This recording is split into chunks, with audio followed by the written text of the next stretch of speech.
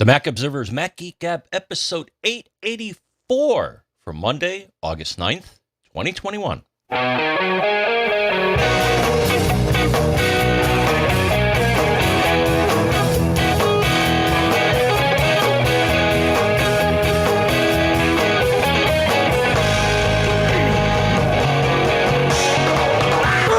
Greetings, folks, and welcome to the Mac Observer's Mac Geek Gab, the show where you usually send in your questions, your tips, and your cool stuff found.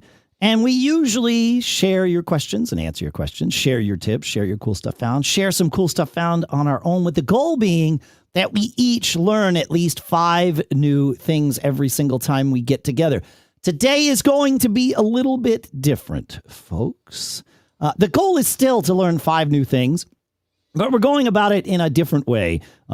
We had to record this episode a little early because of some travel and such.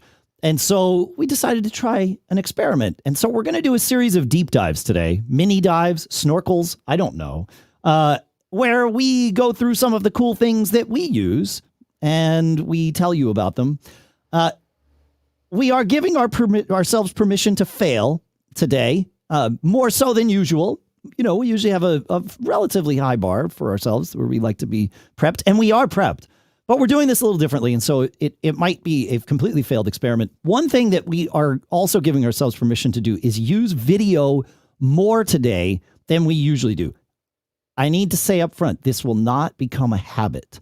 This show is an audio show. Yes, we do record and stream to video, and yes, we do release segments of the show and indeed the entire show as videos on our YouTube channel, youtube.com/MacGeekGab podcast. But today, but usually we err on the side of making certain that the content is not, that video is not required to enjoy the content. Today, that may or may not be true. We're still going to really try to make this work in an audio fashion, but that's the first place we might fail. And again, we don't intend to make it a habit, but we're going to have some fun with it and see where it goes. 5 new things. That's our goal. For now, here in Durham, New Hampshire, I'm Dave Hamilton. And here in Fairfield, Connecticut, no longer being overrun by the wildlife. That's good. This is John F. Braun. We're being overrun by rain here, at least in New Hampshire. It's been crazy, man. We had a flash flood alert. Yeah. Being by the beach, we usually get that. My little pool overflowed. Our little inflatable pool. It's not that little, but it got too full. I had gotten in the habit of draining it after rainstorms, and we had a big one yesterday. I was going to drain it today, and I woke up this morning and it was like, uh-oh. So some of the sand around it washed away. It's kind of a pain in the neck. But anyway, all right, let's just dive right in. Puns intended. Wait a minute. We have a jingle for this. I think we have a jingle for this, John. And it's time for a deep dive. There we go. That's right. Wow. All right. The first one that I am going to start with is my recent forays into cord cutting, John. And it's been amazing. We are no longer Comcast customers. We have no link to Comcast in our house anymore. For our internet, of course, we're using consolidated communication. And that really is the linchpin to all this. If we did not have an alternative to using Comcast, a better alternative to using Comcast for internet. Comcast was fine. It's just that consolidated is better because I get symmetrical gigabit fiber for less money than I was paying Comcast. So that is certainly step one of this. And then with that sort of opening the door, we started looking at what we were paying, and we couldn't pay Comcast less. They forced us to buy a package from them that included TV, phone, and internet. And if we just wanted any one of those 3, it was the same price because they were going to give us the other 2 for $120 a month. And so it started to become this and it really isn't just $120 a month. With all the extra fees and everything, it actually becomes closer to $175 a month. I know. It's crazy, right? That the package is $120, and then whenever all is said and done, you have to rent the box and the cable card and the this and that and the other and the fees and the yada yada, and suddenly it's $175 a month. So yeah, it's that's cheaper. about That's about where I'm at. Yeah. So it's actually cheaper for us to pay for consolidated, which is 70 flat, 70 a month flat for symmetrical gigabit. And then whatever streaming TV service we want to use. And we do like to watch things on network TV. We like to watch some sports. And so having something is important for us. For people that don't watch things on network TV and don't watch sports, you can probably get away with paying a lot less, but we do. And so we have been experimenting for the last couple of weeks with both YouTube TV and Fubo TV. And what I'm showing here on the screen right now is YouTube TV. And this has been, it's been fantastic, John, I have to say. YouTube TV, they get it.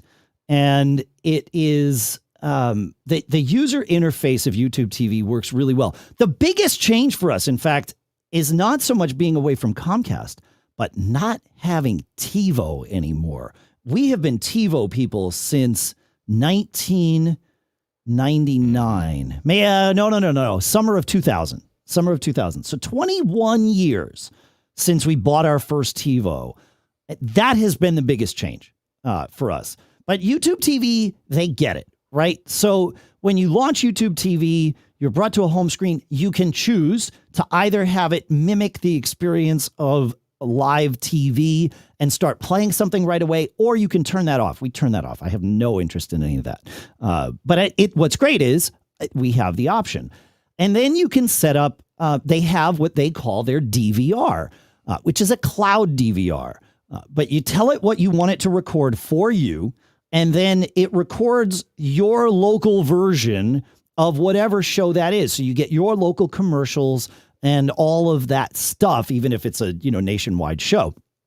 And so you can, if you're looking at this with us, you can see some of the things that we've watched. There's a lot of things in our library, which is our DVR'd section. They call it your library. You got 3 tabs: library, home, and then live. But in your library, that's your DVR. We've got a lot of Olympic stuff because I told it, sure, go get the Olympics. One nice thing about the YouTube TV is that your storage is unlimited, and they save things for 9 months. So when we were setting it up, the Olympics were just starting. They're like, hey, do you want to watch some Olympics? And I was like, sure. I checked the box and kind of went nuts with it. And so you see a lot of Olympics things in my library. And then you can also see the rest of the stuff that we have there, like a Rick and Morty. So Rick and Morty. Man, that show is messed up. You were asking a question, though. Yeah, I mean, what was it with the turkeys, man? Anyways, so do you run the YouTube app on your TV? Excellent question. I run the YouTube TV app on my TV. So we have an LG TV, and there are separate apps for YouTube and YouTube TV. The same is true on your iPhone. If you're looking at my screen here, you can see that I'm in I'm in Microsoft Edge, but it's a Chromium browser. And it's offering to have me download the Chrome app of YouTube TV to my Mac. I'm not going to do that on this particular Mac because I don't watch TV on this Mac. This is the Mac in the studio. But you can, and you can do it on your phone, your iPad, and all of that stuff. And they do have apps available for Apple TV and Roku and all of that. There was I think it was for a brief spell, there was some service that blocked the YouTube TV app. And so all Google did was they put YouTube TV functionality inside the YouTube app and essentially, caused a little bit of a stalemate and said, hey, I dare you to block the YouTube app from all your customers, which, of course, this company, whoever it was, wouldn't do. And so that ended real fast. Okay. All right. Well, So, I have an LG as well. So yeah, so you probably, you certainly could install the YouTube TV app on your Apple TV if you don't have an LG TV. If the app isn't available for your LG TV, but I think it probably is. And so you get the same experience everywhere. You can have, I believe, up to 6 people connected to your account. And what's nice is each person gets their own DVR library. So like my daughter can put the things in that she wants, even though, yes, I realized you're seeing that I watched The Bachelorette here. The Bachelorette is the key to me getting Mac Geek Gab prepped early in the week. My family watches The Bachelorette and I sit there on the couch with my family half watching The Bachelorette. I probably know more about it than I think I do. Answering Mac Geek Gab questions on my laptop. So, but you know, that's why it's in my account and not my daughter's account, because we do it as a family event. And as the kids get older, the more family events that we have, the better. And as you would expect, and it seems weird to say this out loud, but I have a point here. Once it starts recording something, you can start watching it from the beginning. You don't have to, you don't have to wait till it's finished or anything. You just go ahead and start watching. So if I fire open, Rick and Morty here, we can see that, okay, if I've watched the episode already, I can mark the episode or even the entire season as watched. And you can see some of these things are DVR'd, episodes that it got for me, and then others are set as VOD, video on demand, where it's in YouTube's library, and so it's able to present that to me as part of my subscription. The subscription cost is $65 a month with YouTube TV. And you get all this stuff. And so here we go, right? If I say I'm going to play the DVR'd version of this, up it comes. You can see my local commercials. YouTube TV is nice. I can fast forward 15 seconds. Now, what we're doing here on my browser is a different experience than I would get on my TV. And that's an important thing to know. Every one of these services, each app is going to act a little bit differently based upon the platform that it's on. And they all offer like a 7-day free trial. I highly recommend you can't not take advantage of the trial. You can't just choose to skip the trial, but definitely take advantage of it and test it where you're going to be watching. Because as you saw in my browser, when I hit the 15-second skip, it just skips, right? When I hit the 15-second skip on my TV, I start getting a little thumbnail along the timeline. It pauses the TV's action, and it shows me just a little thumbnail. And so I can 15. Oh, I went too far, back 15, go. Very smooth experience with YouTube TV, and it works really well.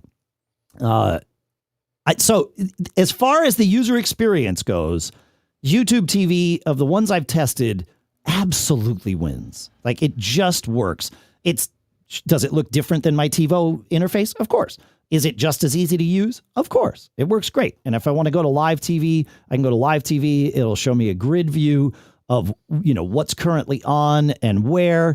And then I can just choose, what channel to watch. If we wanted to watch Maury, we've got 8 minutes left. Oh, it wants me to verify my home area, which evidently I haven't done on this browser.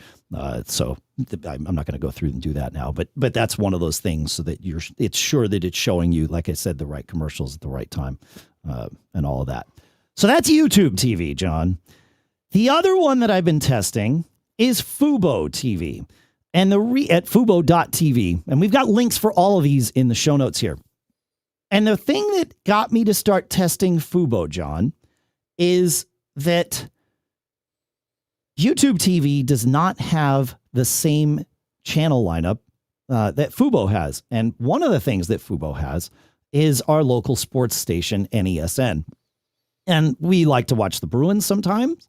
And we also like to watch the local UNH games if we're not at them. And many times those show up on NESN. Fubo prides itself in being the network or the service that has access to all your regional sports networks, your RSNs.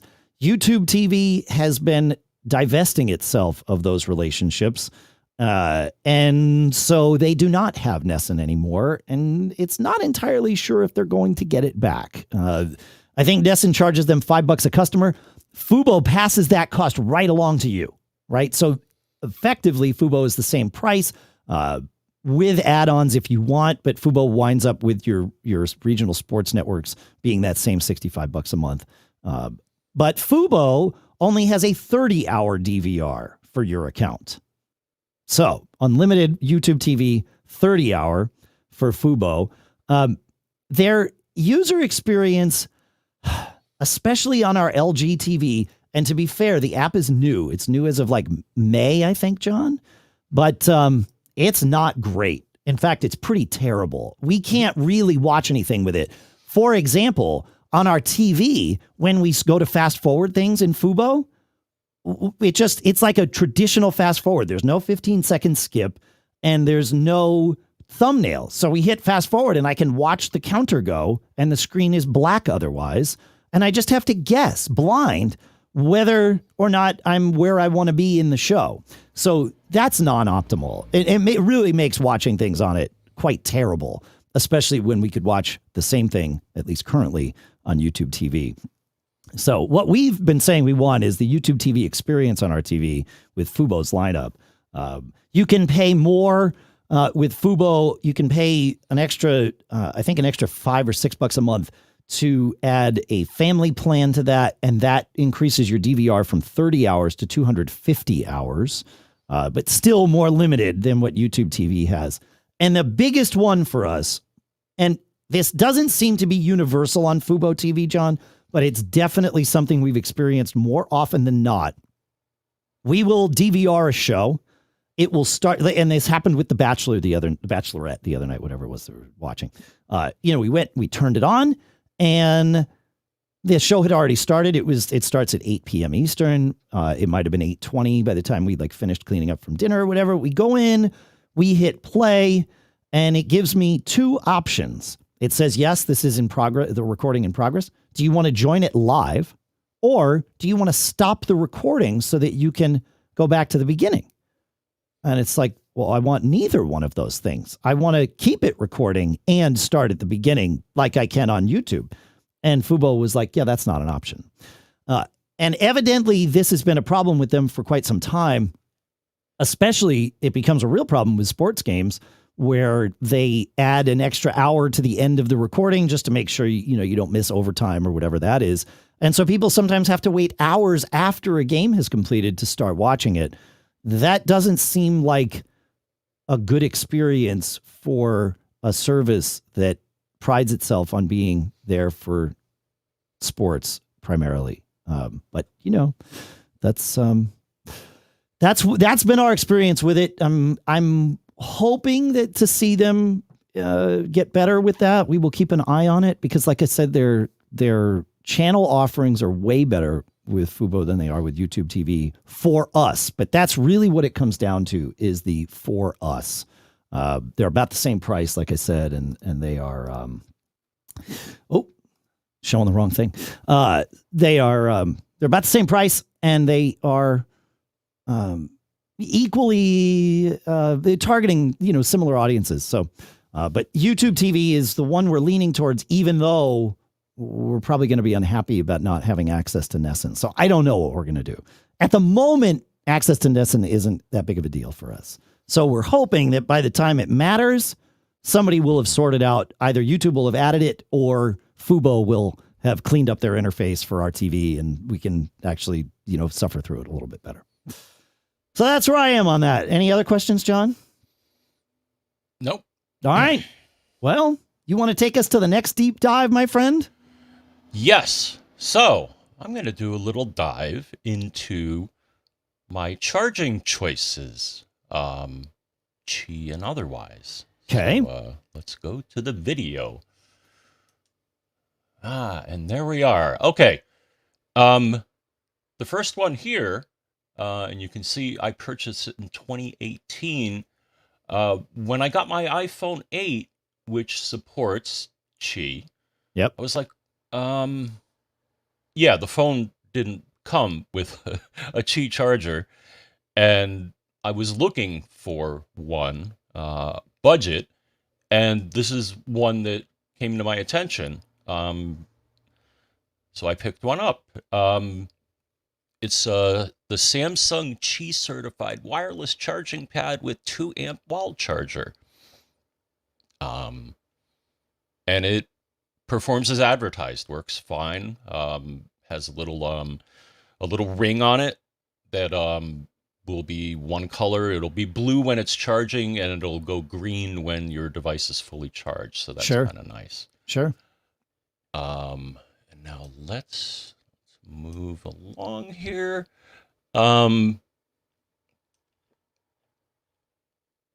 Yes, sir. I'm going to go to the next one here. Great. So when I look at the page on Amazon, they're like, oh, there's a newer model of this item. I'm like, okay. And this is the Samsung Qi certified fast charge wireless charger pad 2019 edition with cooling fan. Okay. That's nice. That's actually really smart. Because my Qi devices are always hot when I pick them up off the charger. Oh, that will because I've had my devices stop charging. I got to get one of these. Right. Interesting. Okay, yeah, go on. Sorry. Okay. So so we got those two here. Let's go to the next one. Let's see. All right, copy URL. Paste that in here. So when I got my MacBook Pro, it comes with I believe it's a 85-watt charger. Okay.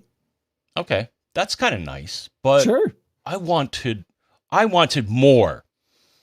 Okay. And what I found, what is going on here? It's not showing. Why is it not showing? All right, but anyways, just tell us about it. So it's fine. It's the Anker PowerPort Atom PD4, and this one got the juice, man. It can provide up to 100 watts of charging power. Okay. It has 2 USB-A ports and 2 USB-C ports. Nice. So you can charge up to 4 devices. So, and will each of those USB-C ports provide 100 watts of power if that's the only thing connected to that port? If that's the only thing connected there to the device? I believe if you have 2 devices, then I think it splits it 50-50. Right, but if you only have one, it'll give a single device 100 watts if the device requests that. Yeah, yes. Up to. Okay. Yeah, and it's probably not 100 because I think the Qi standard falls just shy of that, right? It's like 98 or something like that. But yes, okay. Yeah, cool. So, it's $100. You know, it's a little pricey, but you know, it does what I need, and I got 2 of them. Okay. All right. Yeah, those would be nice to have. Probably too big to travel with, but nice to have. Because I've got one of those too, and it sits in the living room and sort of becomes the charging station for the living room. So yeah, it's a bit weighty, but yeah, exactly. Yeah, I mean, you could still put it in your computer bag, but you know, there are other options that we'll talk about in a moment here. So next, this is a device. So I remember I saw these guys at yeah, go away ad. No, I don't want notifications. How annoying. Okay, so Lumicharge is a company that I ran into at CES a couple of years ago, and I think that this is quite a unique device here. They call it the Universal Phone Dock with fast wireless charging. So it does Qi, but then it also has, and you can, well, you can't. If you're looking at the video, you can see it. And then it has a little dial on it. What is that for, you may ask? It provides, let's see here. The one I have, yeah, so it provides a lightning port, a micro USB port, and I believe a USB-C. So that's for if you don't have Qi. It will actually charge via a wired connection, and you get to pick which one pops out of it. Is that right? Yes. Great. That's cool. Oh, I like that. Huh. Yeah, and so I use this regularly. So yeah, $50, which I think for what it does is pretty good. Cool. Okay, next we're gonna get current device that I have in my car. Okay. For charging things. It's the Anker ROAV SmartCharge F2 Bluetooth FM transmitter, wireless audio adapter and receiver, car charger with Bluetooth, car locator, app support with 2 USB ports. And you can do all sorts of things. I mean, the number of things it does is pretty impressive. So, so the one that I have has 2 ports. They're, smart. They'll charge as fast as your device will Sure. be willing to accept. But some of the other things it does. So it has there's an iOS app. But some of the other neat things that it does. So it's an FM transmitter, so I can send audio. So I wouldn't say it's CarPlay, maybe kind of. But Sure. anyways, so I can stream using Bluetooth from my phone to this, and then my radio in the car. And you tell it what frequency you want. So I pick, an unoccupied channel, which is kind of a challenge in the metro area. I think I have it at like 87 megahertz or something like that. But you can stream music from your phone to this device, and it comes through your car radio. Sure. Okay. So this is for people that don't have Bluetooth in their car or CarPlay, of course. But if your car doesn't have Bluetooth or CarPlay, then that's this device. But there's a newer version of this, right? That you've got on your list. But some of the other features. So in the app, here's another thing, which is pretty cool. It'll tell you the status of your car's battery.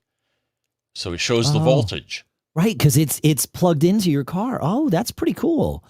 I like that. That's smart, man.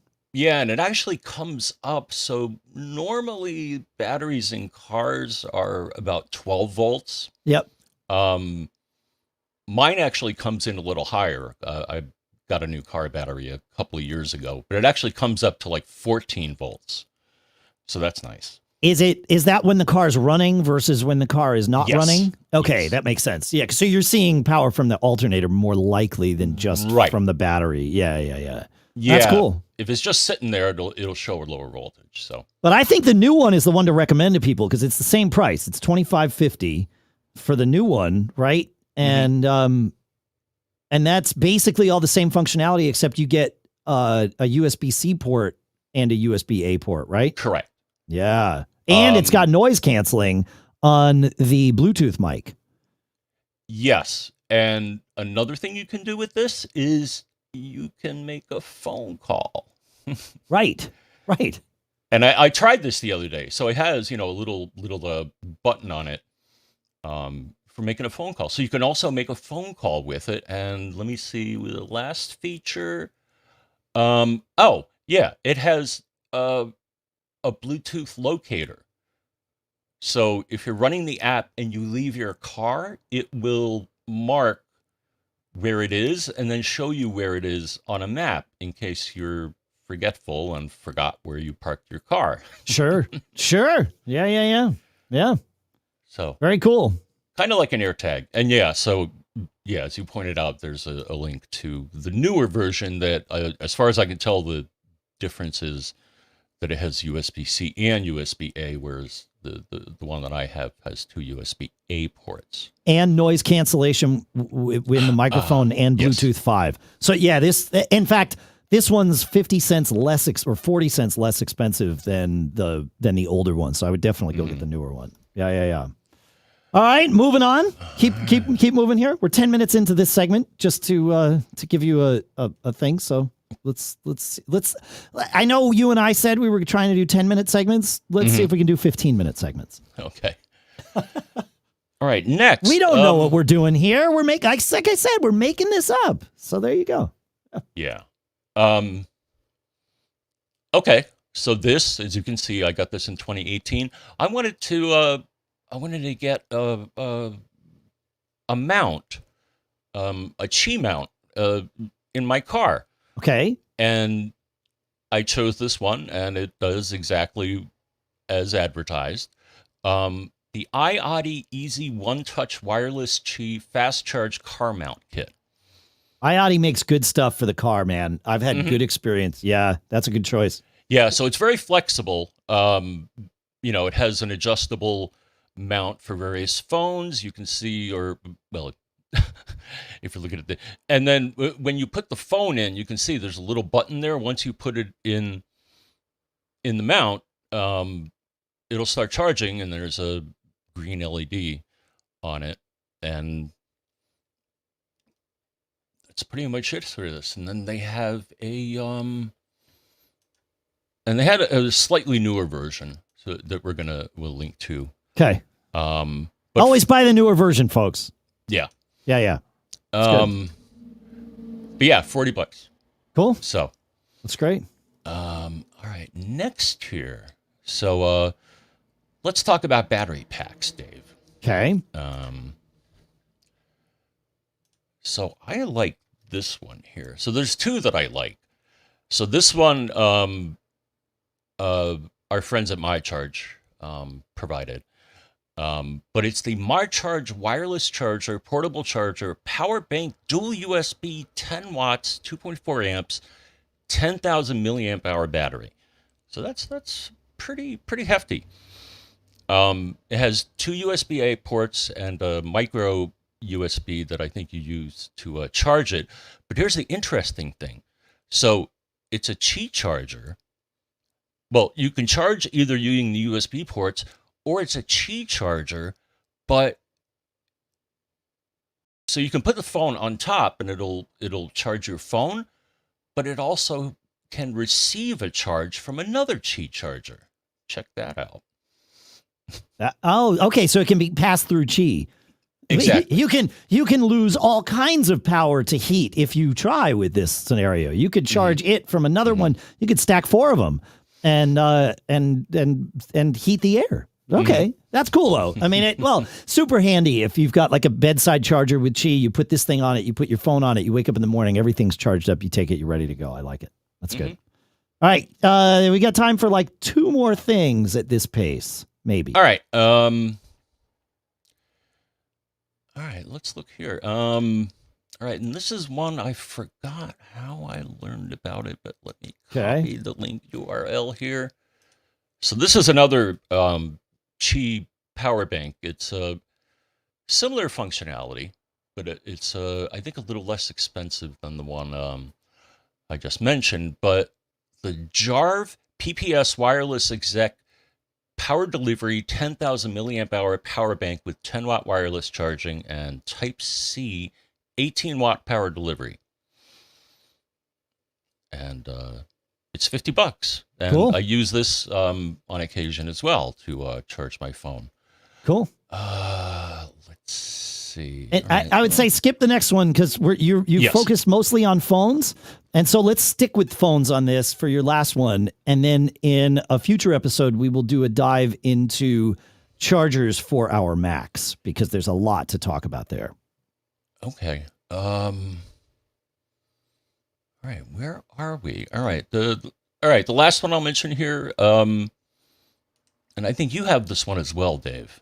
All right, so copy the URL, but I like this little ditty from Ventev. It's a Qi charger. What's nice about it is that you can move the charging element up and down, and you can also change the orientation.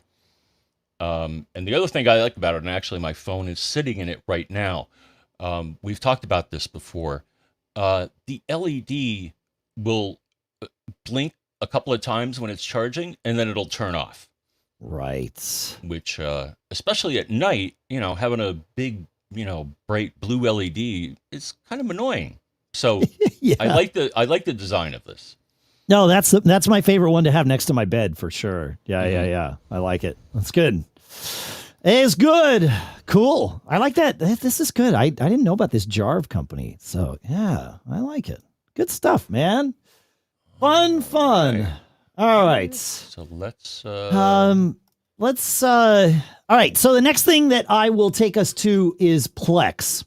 And so I use Plex to manage my all of my local media, right? And so the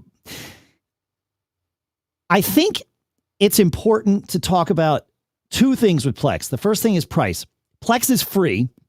We'll dig into the details here, of course, but I want to make sure everybody knows. Plex is free for the most part. They do have a Plex Pass, which is either $5 a month, $40 a year, or currently $120 for a lifetime, that adds some additional features, and I'll make sure to highlight which features those are.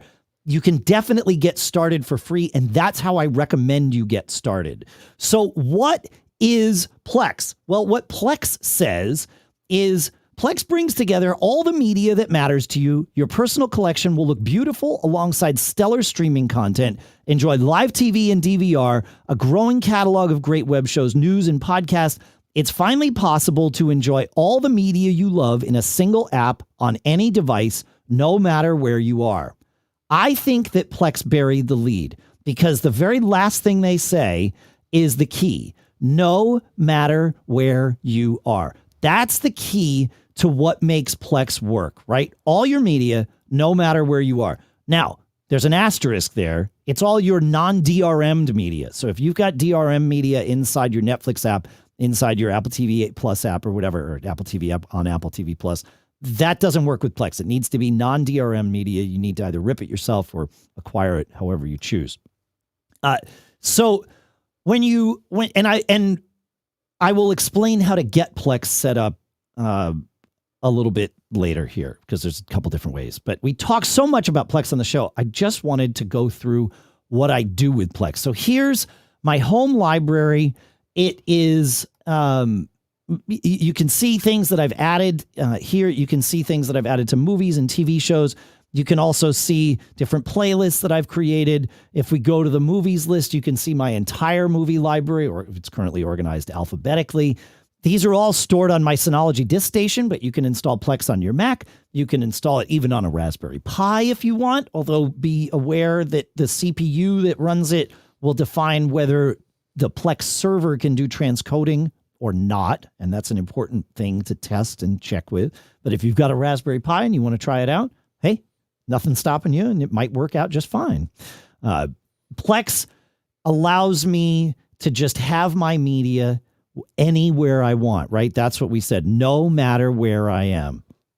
And that's the key here. So you can see that I was taking our TV shows from the TiVo and slurping them into Plex. I can't do that anymore because I don't use TiVo anymore, as I mentioned. But I have TV series in Plex. Actually, I've got some that I ripped from DVDs that we enjoy. And so I can watch my TV shows wherever I want. If there's a movie that I want to watch, I just go and tell it I want to play the movie. And then, and what's cool is when you pull your media into Plex, all the metadata that you're seeing here, the title, the poster image, the description, the actors, the trailer, all of that stuff, that is on Plex. They pull all of that stuff together when it sees the movie file. So you put the movie file in a folder that is your Plex library. You name it a certain way, and it's pretty flexible with how you name it, but I generally name it movie and then year in parentheses and then dot whatever the format is. So usually .mkv if I've ripped it from a DVD, or .mp4 if I want to convert it into that format or whatever. And then from there, Plex looks and says, okay, I'm going to check my databases, figure out what movie it is, pull in all that metadata, and then organize it for you. And that's it. And that's how it works. Then you can take these things and sync them to your iPhone, iPad. Now, Plex, like we were talking about with YouTube TV and Fubo, Plex has apps for all of your devices. So your iPhone, your iPad, your TVs, your Apple TV, Roku, right? All of that stuff. There are Plex apps available, so you can just stream your content directly. Streaming content from your Plex server, either locally or remotely. So I go to an Airbnb, I launch the Plex app on their smart TV, I log into my Plex account, and boom, now I have access to my library over there. It works just fine. That is all included in the free version of Plex. If you want to download content to sync to your device to watch offline, that requires a Plex Pass. If you want to use the Plex AMP app in your car to listen to your music that you can also store in your Plex library, that too requires a subscription. And I will pull up the music thing here so that we can all see it. But pulls in, all of your stuff and again, the metadata pulls it all together. Like I said, they have an app called Plex Amp. You can play music in your web browser and on the Plex apps on your various devices. That's part of the free version. The Plex Amp app, which is a new CarPlay specific iOS app. They might have an Android and Google Auto version of it too. That requires a Plex Pass subscription. But again, it's $40 a year, $5 a month, or currently $120 for a lifetime. It goes up. When I bought my lifetime pass for Plex, it was $70. So if you test it, use it for free. But when it's time to move, I recommend the lifetime thing. So that's Plex. Right. That's what I got. Can you explain? So you talked about transcoding. Yes. Earlier. Why is that important? Good question. So you may choose to store your content at super high quality, right? So if you rip it from a Blu-ray, you probably want to keep it at Blu-ray resolution, right? So you get this big 26 gig file or something for a, 2-hour movie.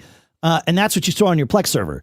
When you watch it on your TV, whatever format that movie's in may or may not match what the app that you're running on your TV can display natively.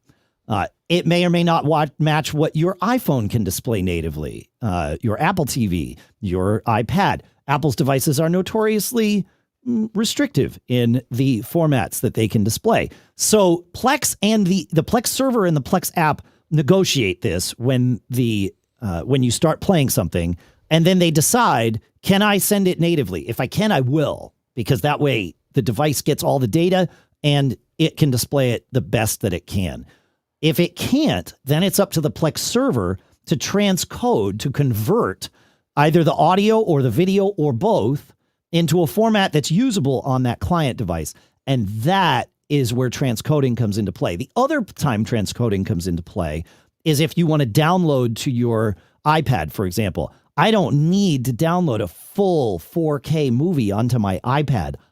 I can't see a difference, to be perfectly honest, on a little, 11-inch screen. Some people may, and then you can choose to do that. But I choose to save things in what Plex calls medium quality on my iPad so that I don't fill the stupid thing up with movies, with only just a few movies.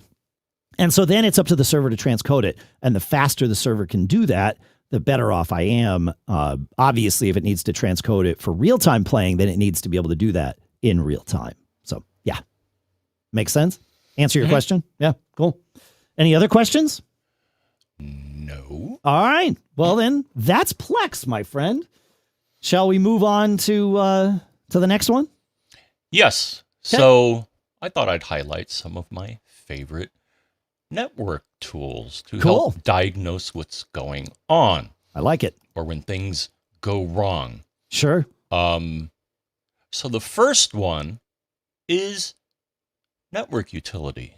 Now, unfortunately, I don't know why Apple did this, but Big Sur, they deprecated it. If you try to run it, it'll say, yeah, sorry, you're going to have to run all this stuff from the command line.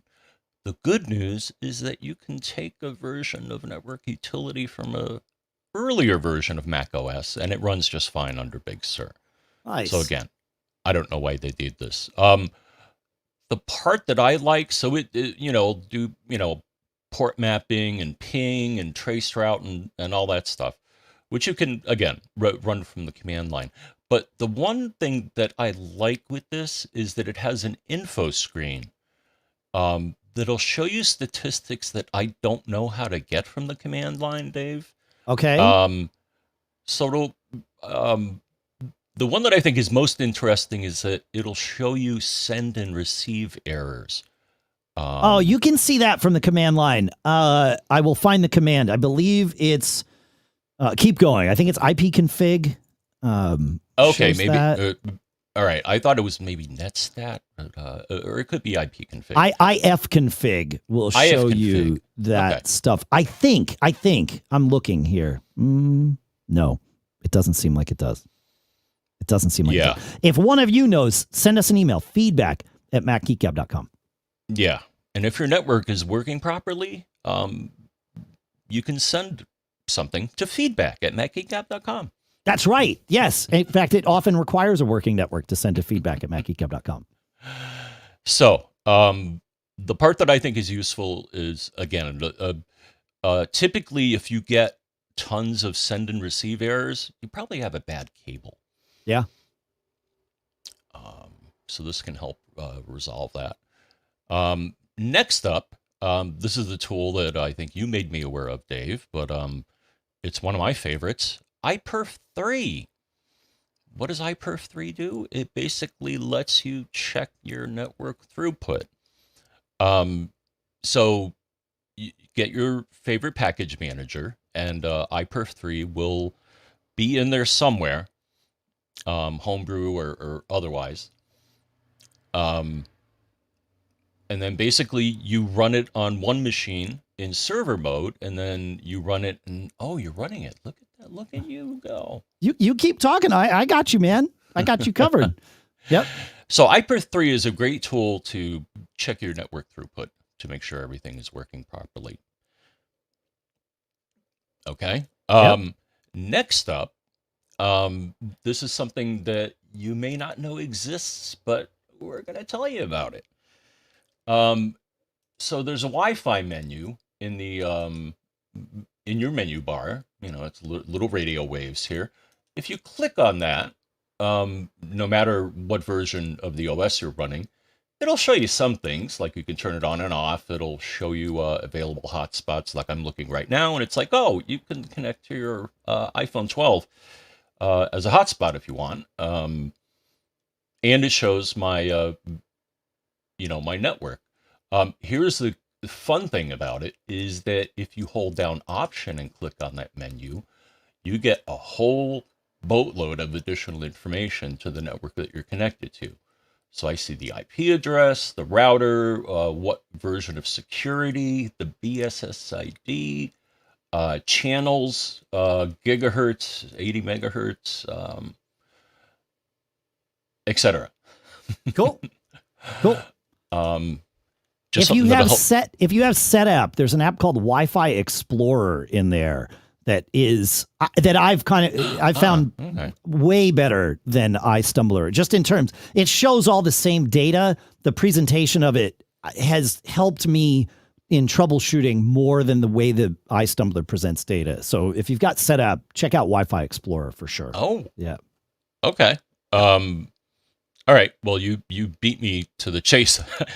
So iStumbler was one of the first tools I used that will show you various information, mostly for seeing what is surrounding you in the Wi-Fi world. And in the old days, what would happen is it would show you what channel that you're on, and it would also show what channel other people were on in your neighborhood.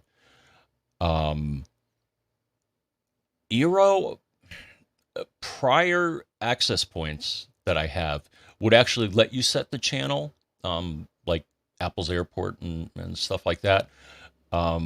I don't think the Eero lets you do that. It just kind of figures it out. Most mesh setups choose their own channels and leave you out of the mix. Yeah, that's right. Yep. Okay. And Wi-Fi Explorer, they just lay it out better so that you can easily see, that channel is stacked with people. I want to be over here. So you don't have to process the data. It just shows it to you graphically. It's pretty good. Okay. Another tool that I ran into, and this is probably more appropriate for enterprise users, but as an individual, you can run it too. And I've actually done this. NetSpot. So NetSpot also will do Wi-Fi analysis, but here's the cool thing that it does that I think other tools do, but it lets you do what's known as a site survey. So what Okay. you do is you import a map of your premises into it, and then you start running it, and it will basically, once you're done, and then you'll say, sample the Wi-Fi, sample the Wi-Fi, sample the Wi-Fi. And it will then, when you're done with this operation, it'll basically show you the signal strength that the machine is receiving in various locations. The good news about this is, it's probably kind of redundant with a mesh system, but especially with older or traditional Wi-Fi access points. Yeah. It will help you identify dead spots, and you could then maybe change the location of your access point. Sure. Again, mesh systems kind of do this for you, but yeah, but it not.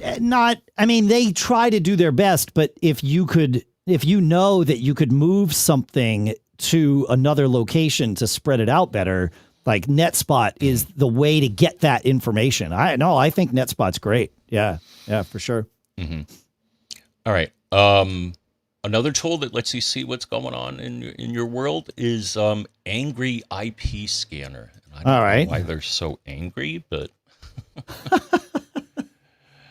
but yeah, you run it and it'll basically scan your network and show you the devices and ping and various things like that. Probably a good tool if you think that there's something wacky happening on your network, or there's somebody on it that shouldn't be, or a device, is going haywire. Yeah. Interesting. I like it. Angry IP Scanner. Let's see. Yeah. Fast and friendly network scanner. I like it. Cool. All right. All right. Next segment. Yeah. Well, the last one. Okay.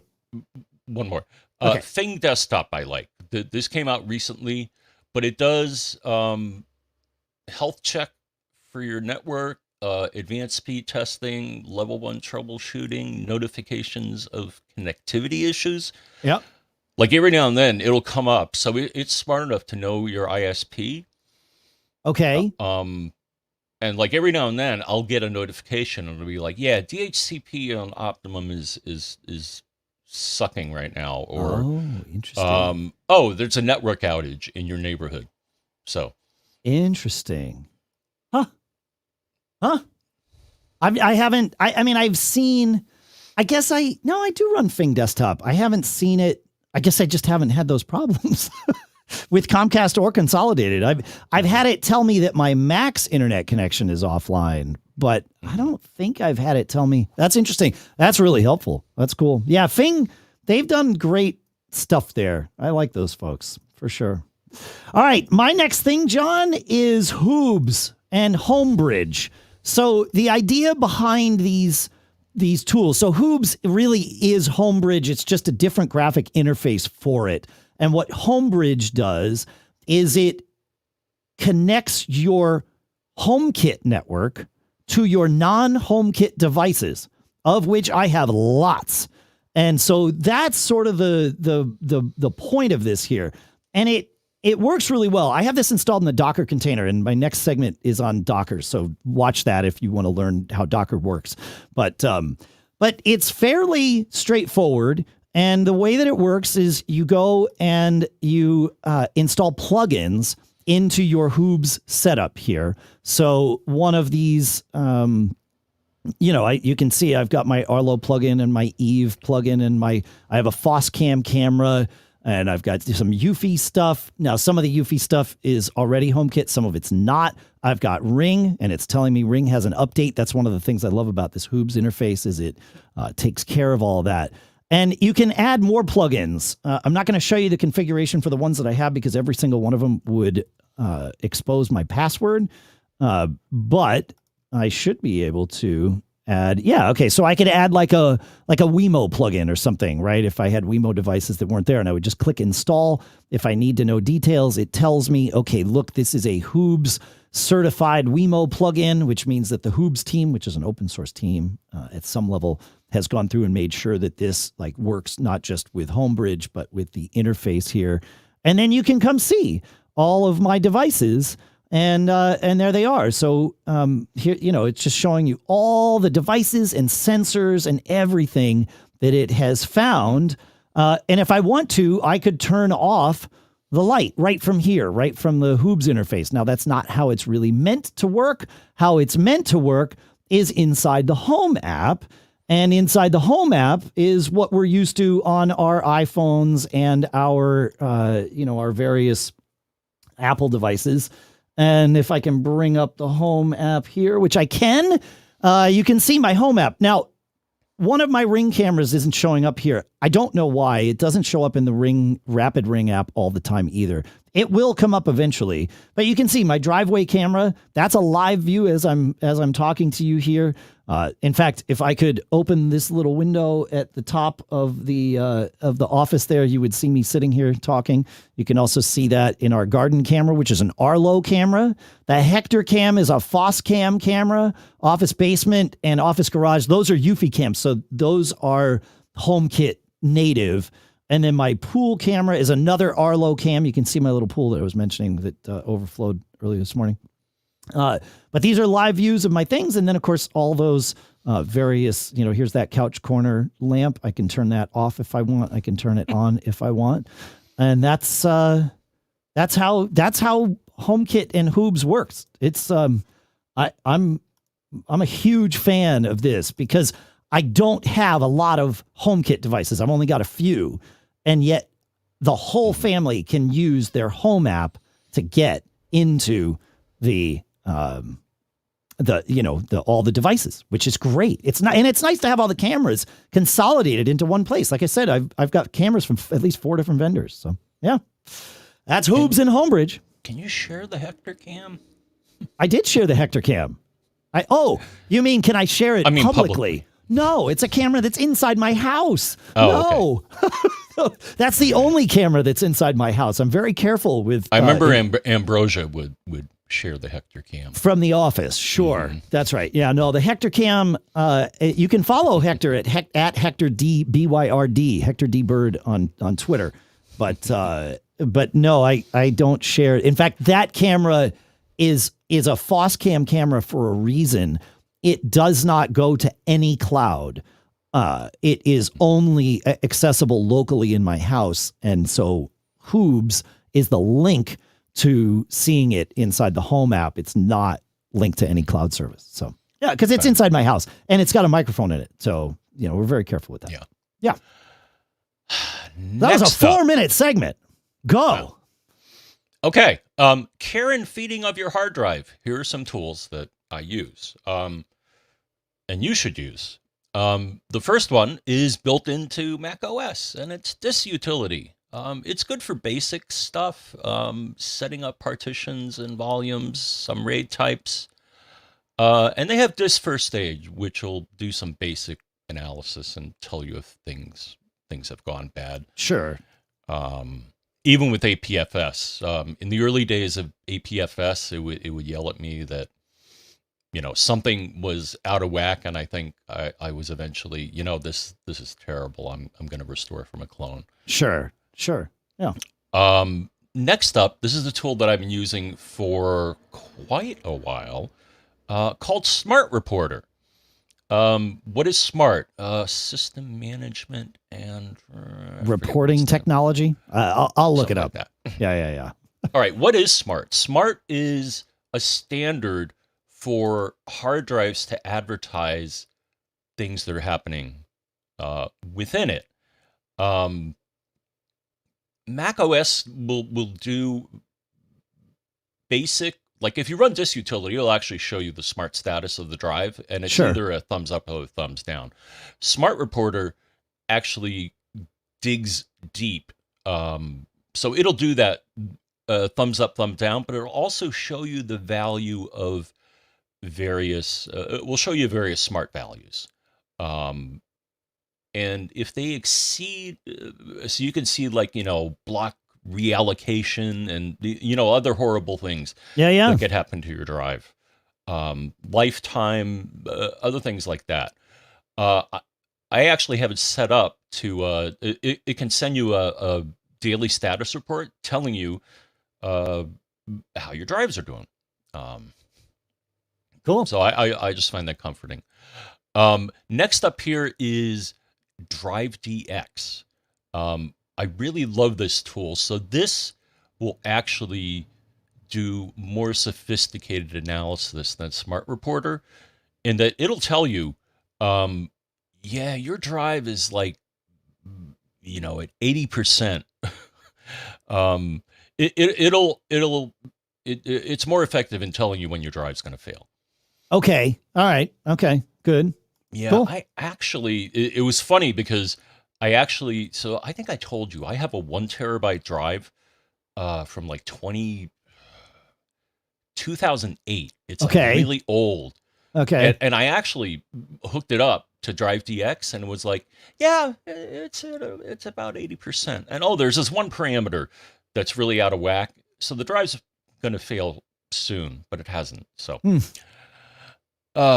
next up, you may, some people say, the viruses and all that aren't really a risk on Mac OS. Well, they kind of are.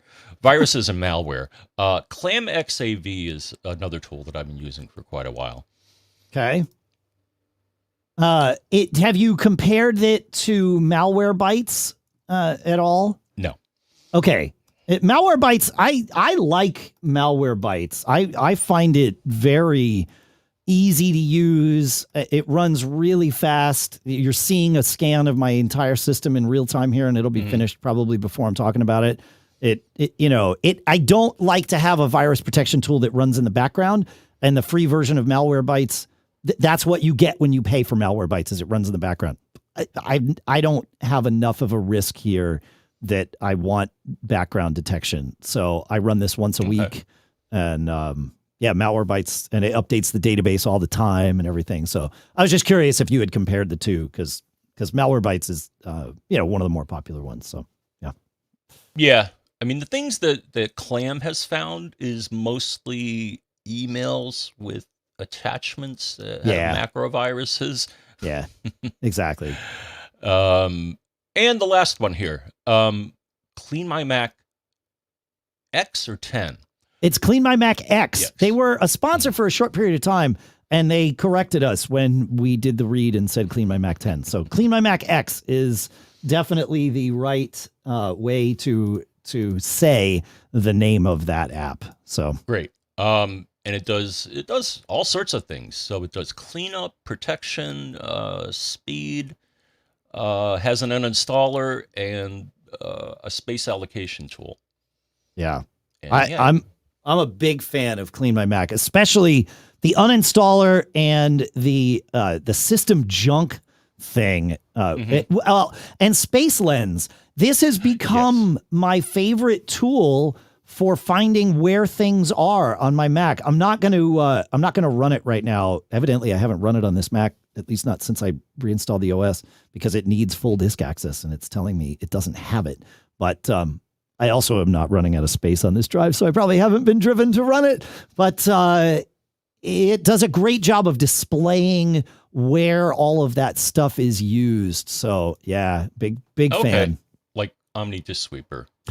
Well, yes, except Omni Disk Sweeper is like you have to jump through a lot of hoops to get Omni Disk Sweeper to see the whole drive, right? Because it doesn't know the right.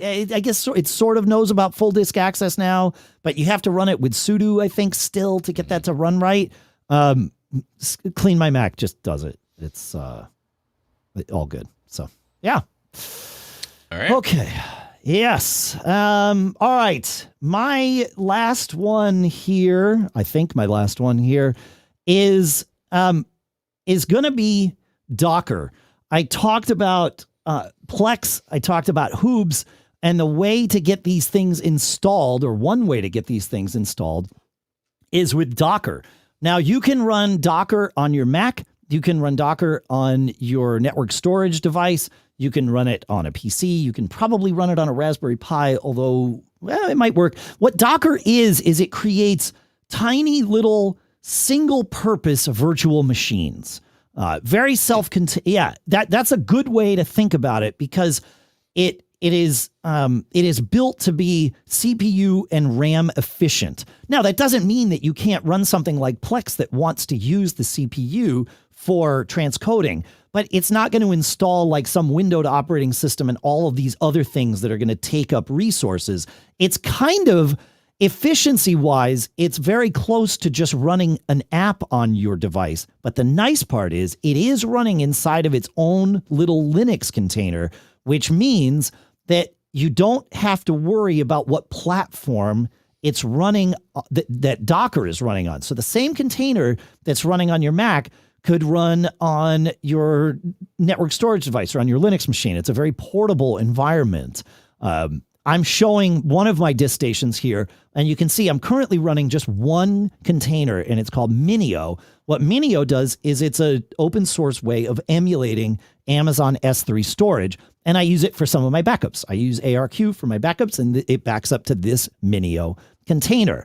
But there are other things that you can install, and so, like, for example, on this one, I really should be running Docker called Watchtower, because what Watchtower does is it watches all of my Docker containers and updates them automatically for me if there's a new version.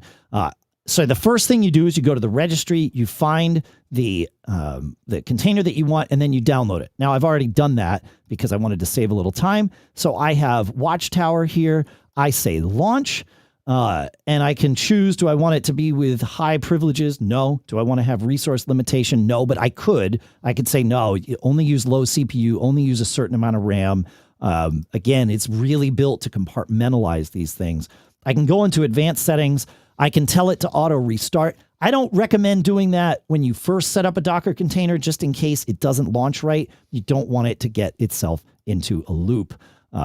I probably need to follow the instructions for setting up Watchtower to know whether I need to add any network or volume settings here. But at the moment, I'm not going to do any of that. I'm just going to say, yeah, go ahead, create yourself and run the container after the wizard is finished. If I crater my disk station, which I won't because it's Docker, now I can come up here and see, is it running? No, it's not running. It stopped unexpectedly, which is not a great surprise because I didn't really follow any instructions to set it up. The best thing to do is to go and look at the Watchtower or whatever image you want to run and compare and contrast. Now, what I can do is I can go to my other disk station where I have lots of things running in Docker. This is the one that has HOOBS running on it. It does have Watchtower running on it. It has ZNC running on it, which is my IRC relay, so I can communicate with all of you at live.macgeekgab.com. This is where I was running iPerf before, John. So I run iPerf permanently here inside a Docker container. And that way I always have an iPerf server to talk with.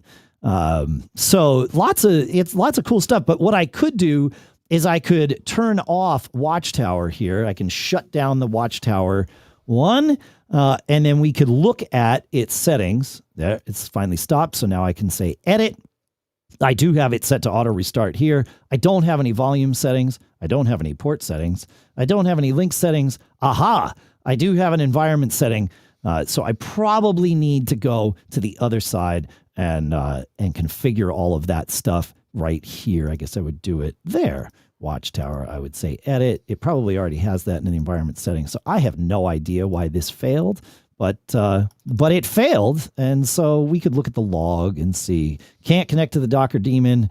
Is the Docker daemon running? Well, yes, it is. So not sure why that failed. Maybe we try again, but it's probably going to fail again. So I've got a little troubleshooting to do, but that's how Docker works, and that's how Docker runs. And yep, it stopped unexpectedly. I don't know why. I'm sure there's some configuration thing I just need to do. But you know, as you can see, I pulled down images for things like iPerf. I could run an iPerf instance on this disk station. I could run Plex, and this is Plex coming from Plex Inc. So this is the official Plex installation They just push it out in addition to pushing it out for Mac and, and Linux and Windows and all of that. They also push out all their updates to Docker so that you get those updates. And now I just need to figure out how to get Watchtower running so that it works. And then it's a little more interesting if you look here, but Docker will tell you how much CPU Docker in its entirety is using. This is the Docker interface, the web interface for my Synology. But that's how Docker works. It says that it's using 3.5 gigs of RAM, and I can see who's using the most.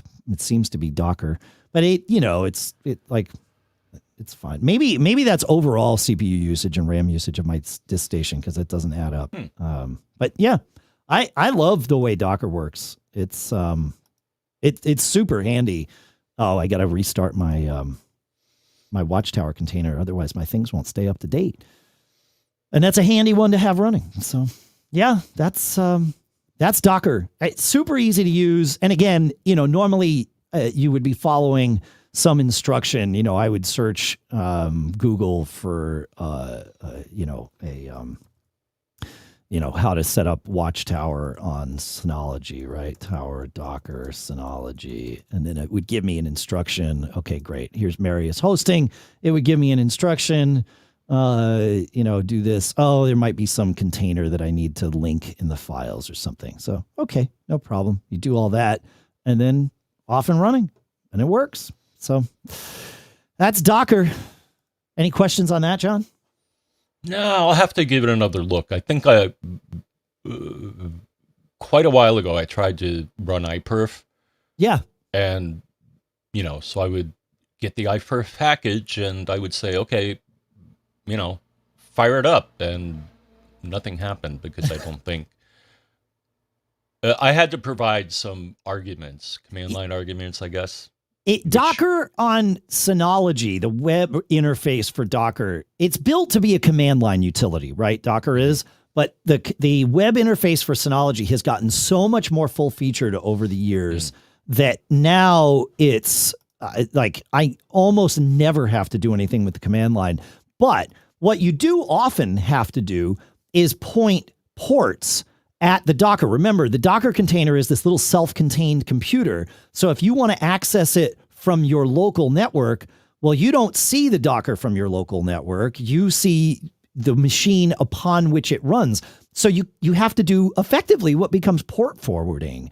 So like on the iPerf Docker, I have to go into port settings and say, okay, whenever somebody attaches to port 5201 of my disk station, connect that to port 5201 of this Docker instance. So it really is port forwarding. And I've told it to do it for TCP and UDP. I am 99% certain that iPerf runs on UDP, but I'm never 100% certain of anything. So I just set both of those up. And now when I connect to this device on port 5201, it knows to say, right, go to this Docker container. So it's port forwarding is essentially what it is.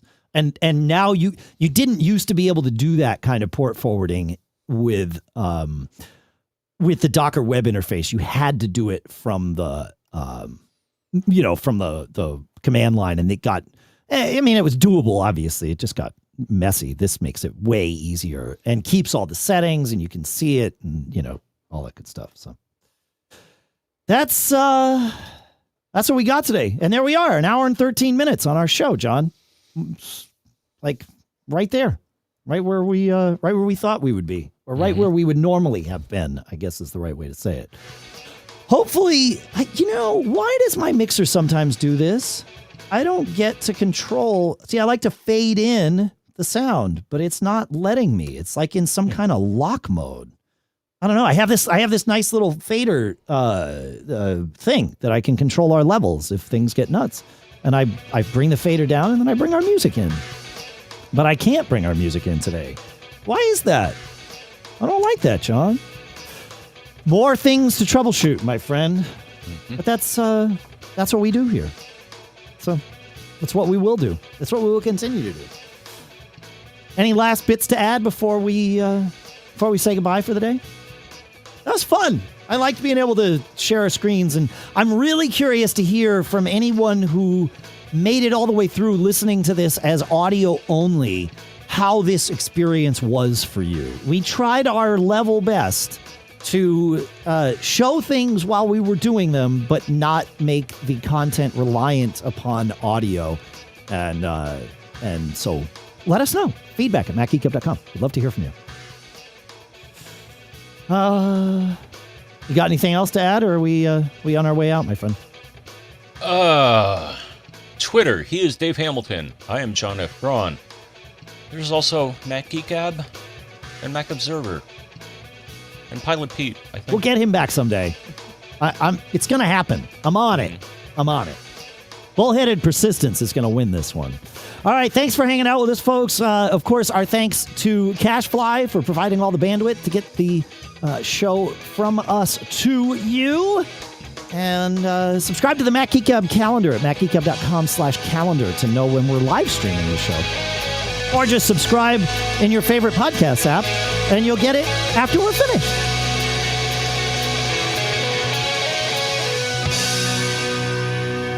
Have a good week. Enjoy yourselves. Stay safe. Stay as healthy as you possibly can. And don't get caught. See you later. Made up.